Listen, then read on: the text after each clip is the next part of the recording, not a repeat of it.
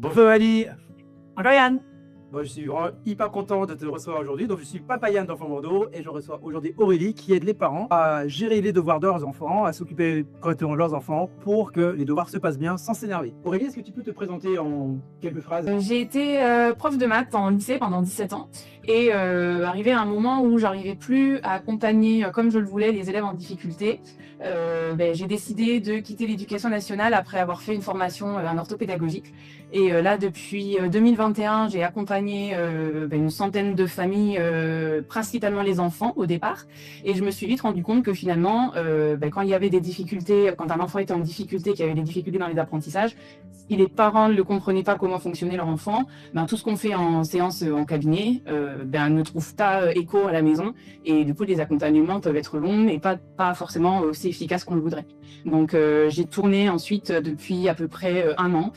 J'ai commencé à réfléchir à accompagner les parents. Donc, d'abord, accompagner les parents des enfants que j'avais en suivi. Et puis, depuis le mois de septembre, j'ai commencé à accompagner des parents seuls, sans connaître l'enfant, pour détendre un petit peu ce moment des devoirs. C'est vraiment une approche super originale. Donc, c'est pour ça que je suis content de te recevoir aujourd'hui. Parce qu'en général, les orthopédagogues accompagnent les enfants. Ouais. Donc, ce sont les parents qui déposent les enfants chez les orthopédagogues et ensuite ils s'en débrouillent avec les enfants. Là, c'est ça. vraiment différent où tu accompagnes les parents. Donc, c'est vraiment très intéressant. C'est un point de vue qui change, hein. Je ne suis pas sûr qu'il y ait beaucoup de gens, même en France, qui aient cette approche-là. Enfin, nous, on a la chance de t'avoir dans la région bordelaise. Et puis, par aussi, on le verra tout à l'heure dans toute la France. Pourquoi parfois, parfois et souvent, et je prends témoigner au centre de parents, il y a des tensions qui peuvent s'installer pendant les devoirs. Ouais, alors je peux en témoigner aussi parce que je l'ai vécu avec ma fille en plein confinement quand elle était en CM1.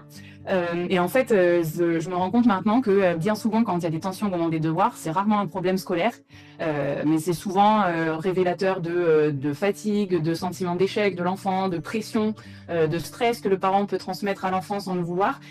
L'enfant ne sait pas comment il fonctionne parce qu'on lui a jamais appris.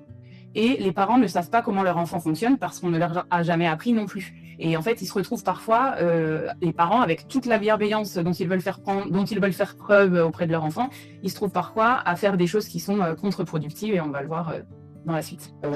Tu dis souvent que les devoirs peuvent abîmer la relation parent-enfant si on s'y prend mal. Ouais. C'est-à-dire, tu peux développer un peu? Moi, je pourrais essayer de dire un peu, mais vas-y.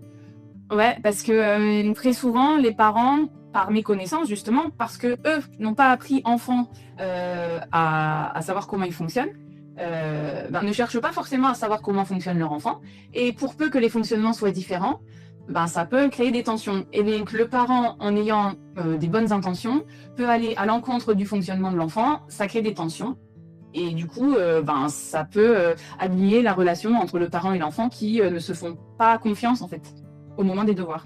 Et souvent, entre la maternelle et le CP, un jeune enfant passe justement du statut d'enfant à un statut d'élève. Et bien souvent, l'école commence à prendre beaucoup de place à la maison, alors qu'il y a plein de façons différentes d'apprendre. Et pour les parents, il y a plein de façons de faire apprendre un enfant que de se mettre à une table et à faire les devoirs.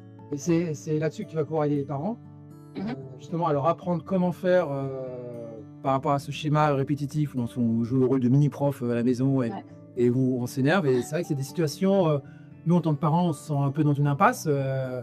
On crie, enfin, moi je jette la pierre à personne parce que je l'ai fait aussi, hein, mais on se crie à passer ses propres enfants, non, mais enfin quand même, ça fait 10 fois que je te l'explique.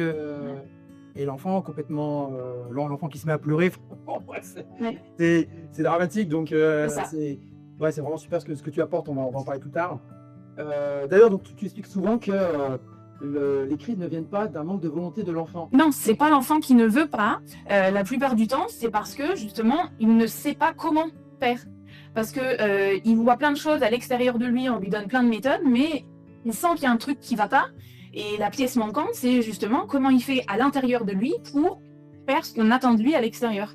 Il y a des fois, il y a des enfants qui vont essayer de reproduire des schémas, de faire comme les parents leur disent, de surligner, de réécrire, de machin, mais sans jamais aller s'intéresser à la trace que ça laisse dans sa tête. Parce qu'une fois que l'enfant il a fini de relire sa leçon, de surligner ou de faire une carte mentale, j'en sais rien, c'est très bien ces outils, mais ils servent à quoi? Quelles traces ils vont laisser dans la tête de l'enfant? Et en fait, le meilleur outil, c'est celui qui arrive à laisser une trace durable et encore durable, ça dure pas éternellement non plus parce qu'il y a un phénomène d'oubli, mais ça on le voit après. Mais en tout cas, quelle est la forme extérieure qui va permettre à l'enfant de garder une trace de ce qu'il est en train d'apprendre? Et souvent ça, on l'oublie, on lui demande de faire des choses et puis au final, il a l'impression d'être inefficace. Et donc, ça l'énerve parce qu'il n'arrive pas à faire quelque chose, c'est de la frustration. Le parent, ça l'énerve aussi et ça finit, tout le monde se bloque et conflit. Ça s'attache surtout un peu à un process, alors le terme n'est pas exact, mais peut-être plus à un process technique, ou à dire, ouais, recopie ta leçon, ou lis ta leçon 3 fois, ou surlis et tout. Donc il y a des choses un petit peu techniques qui peuvent aider. Bon, après, c'est bien de les faire, mais en fait, ça suffit pas si on n'aborde pas tout le cycle de la. Et puis surtout, ouais, c'est ça. Et puis surtout, il y a certains enfants, ça va leur servir à rien parce que c'est pas ça qui va leur permettre de laisser une trace dans leur tête. Il y a certains enfants, ils vont préférer ce qui va être le plus efficace pour eux, ça va peut-être être de répéter l'information pour s'en créer une image mentale, par exemple. Et puis d'autres, ça va être de l'écrire pour s'en créer une histoire. Mais en fait, il y a toujours le pourquoi on fait ça. Quand on fait quelque chose extérieurement dans les devoirs, il faudrait toujours savoir qu'est-ce qui se passe dans la tête de l'enfant, comment il fait pour en garder une trace. Et c'est ça qu'on n'apprend jamais à faire, ni aux enfants, ni aux parents. Et moi, j'ai bon espoir que les enfants qui vont apprendre aujourd'hui comment ils fonctionnent et qui vont s'en servir après pendant toute leur vie, pourront à leur tour transmettre à leurs enfants, dès le plus jeune âge. Et c'est ces solutions-là, ces éléments-là que tu abordes dans ta communauté? Ouais, exactement. Okay. Tu parles de 3 sphères d'apprentissage. Ouais. Kisako, qu'est-ce que c'est que ça? Eh ben, en réalité, les apprentissages reposent sur 3 sphères différentes. La première, ça va être la sphère cognitive qui va regrouper toutes les stratégies justement internes d'un enfant pour apprendre, pour mémoriser, pour être attentif, pour s'organiser, pour se motiver, etc. Ensuite, on a la sphère pédagogique ou la sphère scolaire qui va vraiment relever de tous les contenus scolaires, les consignes, les méthodes justement extérieures qu'on va mettre en place pour apprendre. Et la troisième sphère, c'est la sphère affective qui va comprendre les émotions de l'enfant, son lien avec les parents, sa confiance en lui, son estime, la pression qu'il ressent. Et le truc, c'est que très souvent, les parents adoptent à la maison une posture de prof. Ils vont aller chercher des choses dans la sphère pédagogique, qui en réalité relèvent plus du rôle de l'enseignant que des parents. Et le problème, c'est que dans la majorité des cas, la plus grosse sphère qui est en déséquilibre, c'est la sphère affective. Et puis, il y a aussi cette histoire de sphère cognitive. Si l'enfant ne sait pas comment il fait, il n'arrive pas à faire. Et du coup, le fait d'essayer de renforcer la sphère pédagogique alors que les deux autres sont pas nourris, c'est comme essayer de construire une maison sur un sable mouvant, quoi. Oui, finalement, on appuie sur le mauvais pilier. Exactement. Donc, c'est comme un tabouret à trois pieds. C'est ça. Il y en a un qui est très fort, et c'est celui-ci sur lequel on appuie encore plus. Voilà. Les 2 autres axes qu'il faudrait aller à la maison. Exactement. Ouais. Et en fait, après, c'est lui aussi, c'est ce pilier-là qui est le plus facile à voir. C'est dans ce pilier-là qu'on va repérer des difficultés parce que il va y avoir des erreurs, parce qu'il y a des notes spécifiques, parce que l'enseignant va dire que ci ou que ça. Mais en réalité, c'est parce que les autres sphères ne sont pas suffisamment développées que la sphère pédagogique, elle va poser problème. Oui, et ça, tant qu'on l'a pas vraiment réalisé en tant que parent, on est dans une sorte de sac vicieux où sans arrêt, essayer de faire apprendre par cœur le théorème ou que sais-je. C'est ça. Et finalement, ça ne rentre pas parce que les 2 autres piliers ne sont pas assez forts. Ouais, c'est ça. Parce que les parents, souvent, ils vont réexpliquer, ils vont donner des méthodes, mais sans forcément savoir comment l'enfant fonctionne. Ils vont parfois même anticiper des difficultés de l'enfant. Ils vont jamais laisser à l'enfant l'opportunité d'essayer, de se tromper, et ils veulent que les devoirs soient parfaits. Et peut-être aussi parce que... Oui, parce qu'il faut réussir à se détacher. Exactement. De se détacher notamment aussi des notes, de se détacher de ce réflexe sur l'IA. Et moi, pareil, en tant qu'ancien professeur, c'est compliqué de se détacher de là. Donc, merci pour ce que tu fais, pour nous aider à un peu ouvrir nos chakras et essayer d'aborder donc ce temps des devoirs différemment. D'ailleurs, tu as une petite recette, alors pas secrète, puisque j'en parle dans l'article que je t'ai dédié. Mais donc, toi, tu parles que c'est très productif de consacrer ne serait-ce que 10 ou 15 minutes par jour auprès de son enfant pour créer un lien affectif. Tu peux développer un petit peu ça? D'essayer de regonfler un petit peu cette sphère affective et pour éviter quelque chose qui arrive très souvent, c'est que quand on félicite beaucoup l'enfant sur ses résultats, il arrive un moment où l'enfant inconsciemment s'identifie à ses résultats estime sa valeur, que sa valeur et que l'amour que ses parents lui portent peuvent être liés à ses résultats. Et donc, le fait de recréer du lien et de montrer à l'enfant qu'on l'aime de façon inconditionnelle, et ça, c'est évidemment que tous les parents que j'accompagne aiment leur enfant de façon inconditionnelle. Mais combien le disent vraiment déjà à l'enfant, régulièrement, en leur disant qu'ils l'aiment pour ce qu'il est et non pas pour ce qu'il fait. Et de passer du temps avec lui, de montrer qu'on s'intéresse à ses centres d'intérêt, de jouer, de discuter, d'échanger sur des sujets qui l'intéressent lui et qui ne parlent pas de devoirs, qui ne parlent pas d'éducation, qui ne sont pas des temps d'apprentissage, on s'en fiche, et ben ça permet d'aller regonfler un petit peu cette sphère émotionnelle qui peut être déséquilibrée. Ouais. Moi j'appelle ça mettre de l'huile dans les engrenages. Ouais, ben, c'est nourrir la relation. Ouais. Lorsqu'elle devient peut-être un petit peu tendue, eh bien, le fait d'avoir bien nourri cette relation, et je le fais toujours, hein, même quand mes enfants sont plus grands, bah oui.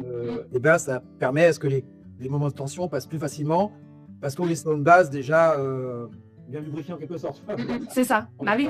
Puis c'est surtout que quand l'enfant est encore à l'école primaire, il est encore petit, on peut encore changer et renforcer ce lien parent-enfant.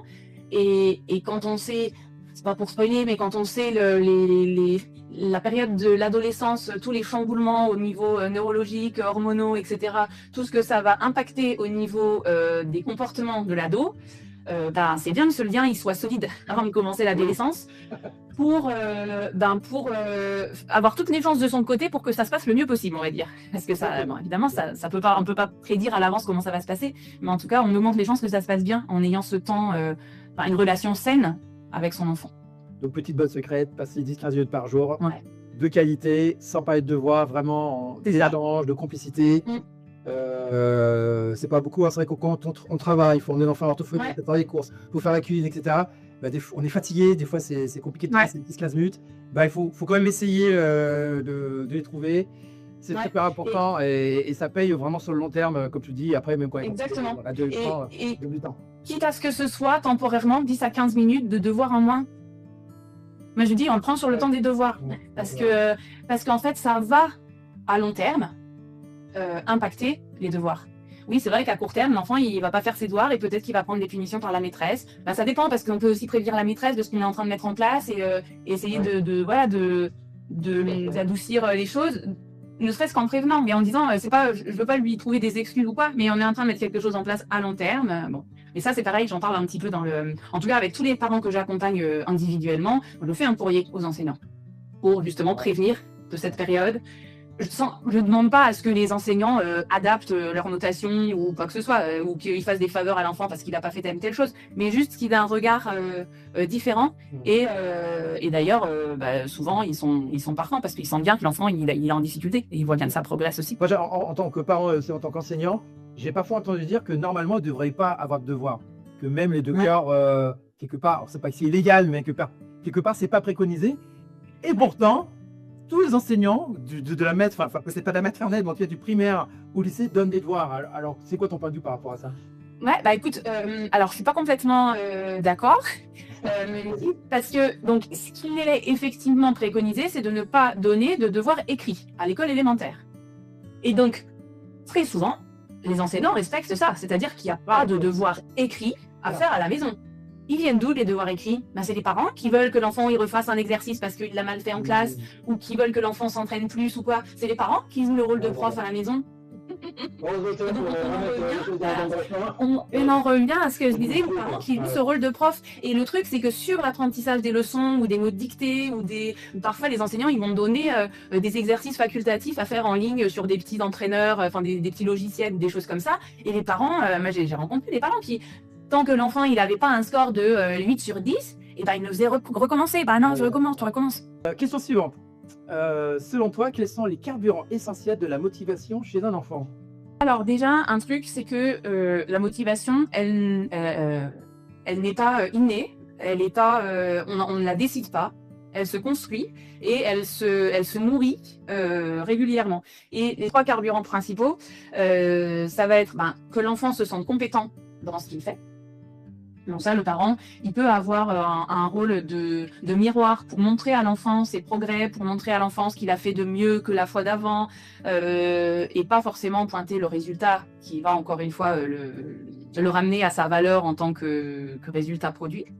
Mais montrer aussi, appuyer sur les efforts qu'il fait, sur les stratégies mises en place. Donc toute cette compétence, elle se construit et elle va permettre de se motiver, parce que forcément on est beaucoup plus motivé à faire quelque chose qu'on pense réussir que quelque chose qui nous paraît inatteignable. Ouais, tout à fait. Ensuite, le deuxième carburant, ça va être l'autonomie et le sentiment de contrôle, de sentir que l'enfant puisse sentir que il a un rôle à jouer et il y a des choses qui dépendent de lui. Et c'est pour ça que quand j'accompagne les parents, je leur montre aussi comment faire pour construire une routine des devoirs, par exemple, mais avec l'enfant.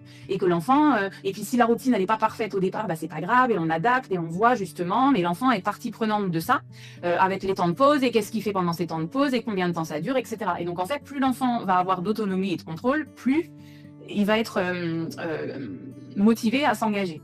Et donc le troisième carburant de la motivation, ça va être le plaisir et l'intérêt que l'enfant trouve à une activité. Et là, c'est intéressant de pouvoir relier un petit peu les apprentissages au centre d'intérêt de l'enfant. Et par exemple, j'arrive très souvent pour faire...